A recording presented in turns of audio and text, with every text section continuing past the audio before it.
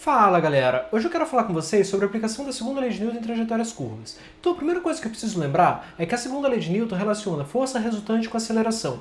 E a aceleração está relacionada com variação de velocidade, só que a gente tem diferentes maneiras de variar a velocidade de um corpo. Para entender melhor isso, vamos pensar num exemplo prático.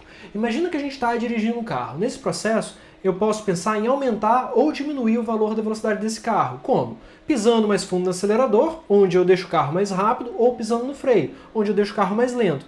Nos dois casos eu vou ter uma aceleração ou a favor do movimento ou contra o movimento. Se eu pudesse representar uma dessas situações, eu pensaria aqui no caso em que você tem um carro com uma velocidade relativamente pequena, aí você pisa mais fundo no acelerador, então a velocidade desse carro aumenta, o valor da velocidade fica maior. Nesse caso, então, a gente teria um movimento acelerado. E no movimento acelerado, ao longo desse trajeto aqui, a gente tem que ter uma aceleração a favor do movimento.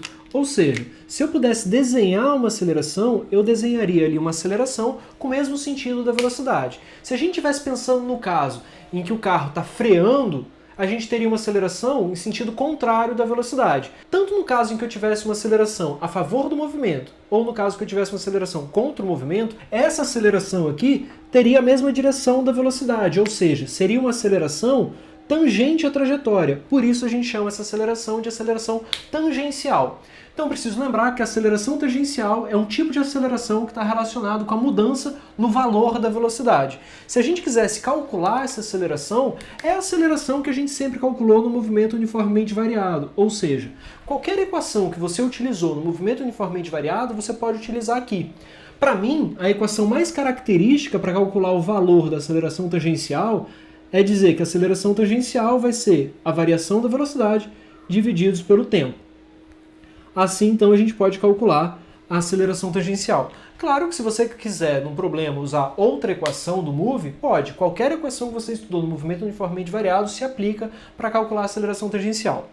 Só que o ponto é que nem toda mudança de velocidade implica numa mudança no valor da velocidade. Como assim? Pensa comigo. Quando a gente fala na primeira lei de Newton, a gente diz que a força resultante é zero em dois casos. Ou quando o corpo está em repouso, e aí ele não tem aceleração porque ele está em repouso, ou quando o corpo está em movimento retilíneo e uniforme. Quando a gente pensa no movimento uniforme, é fácil pensar que ele não tem aceleração tangencial. Por quê? Se ele está realizando um movimento uniforme, significa que o valor da velocidade é constante. Agora, e a ideia do movimento retilíneo? Bom, se o movimento não for retilíneo, mesmo que seja uniforme, tem aceleração. Como assim? Imagina que você está lá, volta, por exemplo, dirigindo o carro. Você está dirigindo o carro, de repente você decide manter a velocidade do carro constante. Como assim? Mantém 40 km por hora. Então estou lá 40 km por hora, 40 km por hora, 40 km por hora. Só que você precisa fazer uma curva. Nesse processo em que você faz uma curva, você precisa ter uma aceleração. Por quê? Porque a força resultante só é zero se você estiver ou em repouso ou em movimento retilíneo e uniforme. Se a trajetória deixa de ser retilínea, então você tem que ter uma aceleração. Só que essa aceleração não é uma aceleração que está nem a favor nem contra o movimento. Quando você está aqui dirigindo o carro e vira o volante do carro, percebe que é diferente de pisar mais fundo no acelerador. É diferente de pisar no freio. Você está virando o volante do carro. Quando você vira o volante do carro, o que você muda é a direção da velocidade. Essa aceleração é uma aceleração, como eu disse, não está nem a favor do movimento, nem contra o movimento. Mas como eu posso desenhar uma aceleração que não está nem a favor, nem contra o movimento? É uma aceleração perpendicular à trajetória. Essa aceleração perpendicular à trajetória recebe o nome de aceleração centrípeta. Ah, mas por que aceleração centrípeta? Porque é uma aceleração que aponta para o centro da trajetória. Então a primeira coisa que a gente precisa lembrar é que a aceleração centrípeta é uma aceleração que está relacionada com a mudança na direção da velocidade. Ah, como eu poderia calcular uma aceleração centrípeta? Bom, a gente tem uma equação, que diz que a aceleração centrípeta é v ao quadrado divididos, velocidade ao quadrado, divididos pelo raio. Nessa equação aqui, somente a velocidade está ao quadrado, ok? Então a gente não pode esquecer esse detalhe. Então, no movimento, como um todo, eu posso ter dois tipos de aceleração. A aceleração tangencial, que é quando o valor da velocidade muda, e uma aceleração centrípeta, que é quando eu tenho uma curva, quando a trajetória não é retilínea. A aceleração centrípeta sozinha não muda o valor da velocidade, assim como a aceleração tangencial sozinha não muda a direção da velocidade. Então, se você só tiver aceleração tangencial, a trajetória vai ser retilínea. Se você só tiver aceleração centrípeta, você vai ter um movimento uniforme.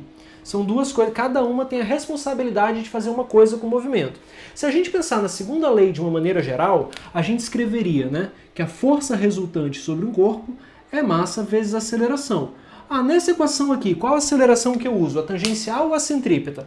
Bom, se você está usando a força resultante, você deveria não usar nem a tangencial, nem a centrípeta. Você deveria usar uma aceleração que a gente chama de aceleração resultante. Seria a aceleração resultante entre a tangencial e a centrípeta.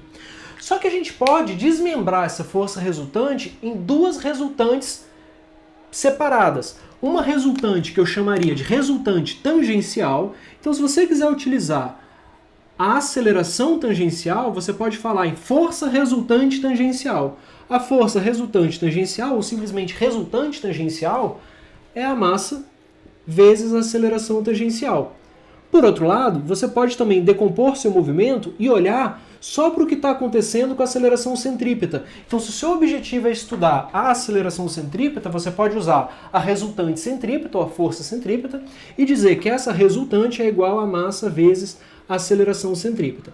Lembrando, tá, gente, que a lógica para usar essas duas equações é a mesma lógica quando a gente utilizava a força resultante igual a massa vezes a aceleração. Como assim? Você não representa, não desenha na questão a força centrípeta, você não desenha a força tangencial. Quais são as forças que a gente representa lá no diagrama?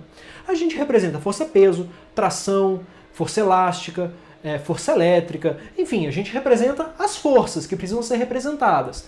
A força centrípeta é a força resultante daquele processo, ou seja, são as forças que estão contribuindo para aquele cara fazer a curva num sentido ou em outro. Bom, mais pra frente prometo para vocês trazer alguns vídeos com algumas questões utilizando aí força centrípeta, beleza? Forte abraço, galera, até a próxima.